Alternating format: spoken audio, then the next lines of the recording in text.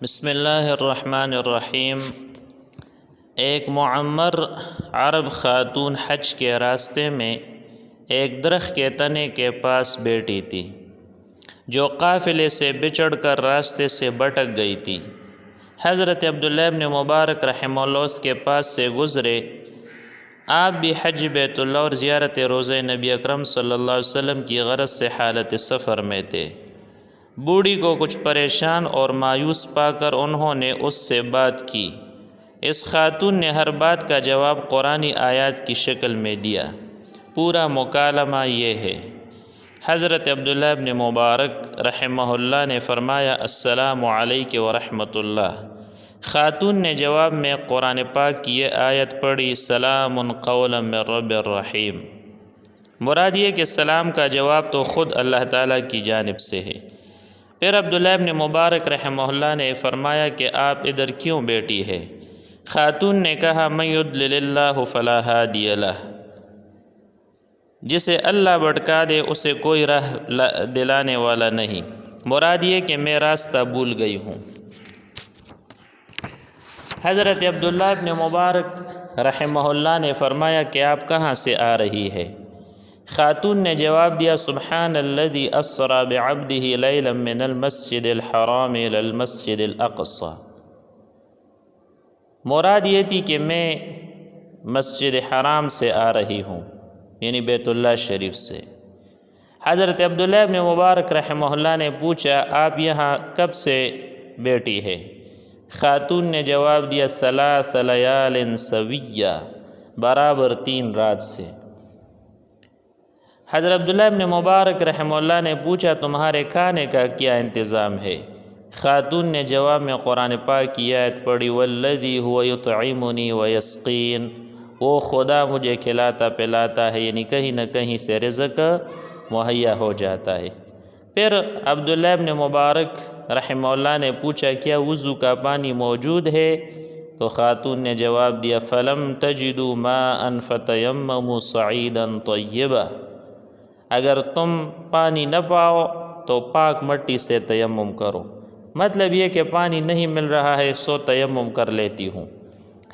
حضرت عبداللہ ابن مبارک رحمہ اللہ نے پوچھا، حضرت عبداللہ ابن مبارک رحمہ اللہ نے کہا یہ کانا حاضر ہے کھا لیجیے۔ خاتون نے جواب دیا اتم الصیام الی اللیل، اور روزے کو رات کے آغاز تک پورا کرو۔ اشارہ یہ تھا کہ میں روزے سے ہوں۔ حضرت عبداللہ ابن مبارک رحمہ اللہ نے کہا یہ رمضان کا مہینہ تو نہیں ہے؟ خاتون نے کہا ومن تطوع خیرا فإن اللہ شاکر علیم، اور جو کوئی خوشی سے نیکی کا کام کرے تو بے شک اللہ تعالیٰ شکر گزار اور علیم ہے، یعنی میں نے نفل روزہ رکھا ہے۔ حضرت عبداللہ ابن مبارک رحمہ اللہ نے فرمایا لیکن سفر میں تو روزہ افطار کر لینے کی اجازت ہے۔ خاتون نے کہا وَأَن تَصُومُوا خَيْرٌ لَكُمْ إِن كُنتُمْ تَعْلَمُونَ، اور اگر تم روزہ رکھو تو تمہارے لیے بہتر ہوگا اگر تم جانتے ہو۔ حضرت عبداللہ ابن مبارک رحمہ اللہ نے کہا آپ میرے جیسے انداز میں بات کریں۔ خاتون نے جواب دیا ما يلفظ من قول الا لديه رقیب عتید، وہ انسان کوئی بات نہیں کرتا مگر یہ کہ اس کے پاس ایک مستعد نگہبان ضرور ہوتا ہے، یعنی چونکہ انسان کے ہر لفظ پر ایک فرشتہ نگہبانی کرتا ہے اور اس کا اندراج ہوتا ہے، اس لیے بربنائے احتیاط قرآن کے الفاظ میں ہی بات کرتی ہوں۔ حضرت عبداللہ ابن مبارک رحمہ اللہ نے پوچھا کس قبیلے سے تعلق رکھتی ہو؟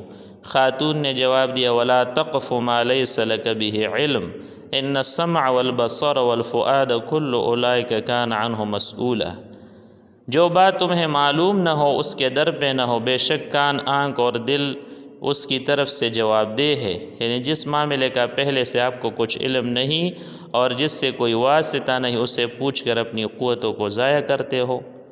حضرت عبداللہ ابن مبارک نے فرمایا مجھے معاف کر دیں میں نے واقعی غلطی کی۔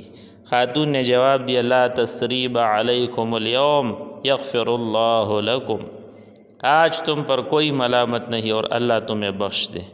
حضرت عبداللہ ابن مبارک نے فرمایا کیا آپ میری اونٹنی پر بیٹھ کر قافلے سے جا ملنا پسند کریں گی؟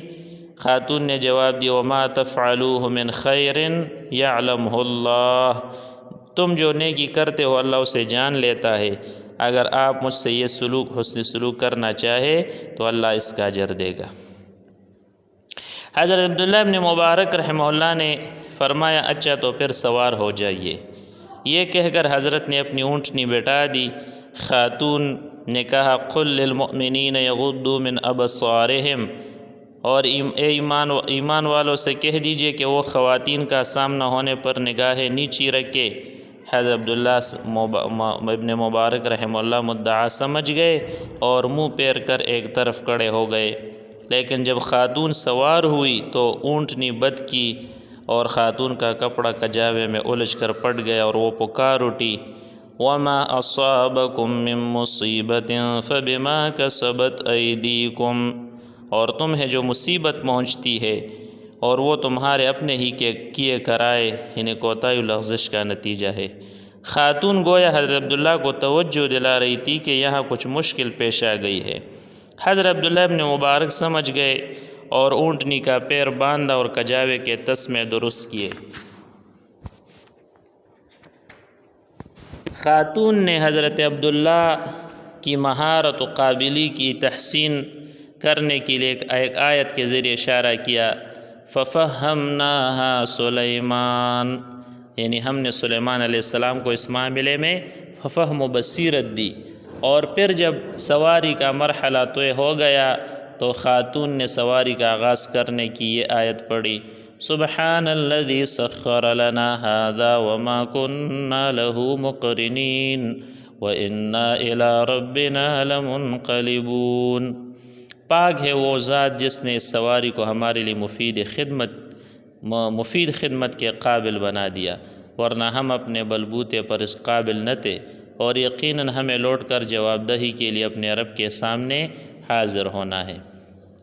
اب حضرت عبداللہ ابن مبارک رحمہ اللہ نے اونٹنی کی مہار تامی اور حدی یعنی عربوں کا مشہور نغمہ سفر الاپتے ہوئے تیز تیز چلنے لگے، تو خاتون نے کہا قرآن شریف کی آیت پڑھ کر وَقْصِدْ فِي مَشْيِكَ وَاغْضُضْ مِن صَوْتِكَ، اپنی چال میں اعتدال اختیار کرو اور اپنی آواز دھیمی رکھو۔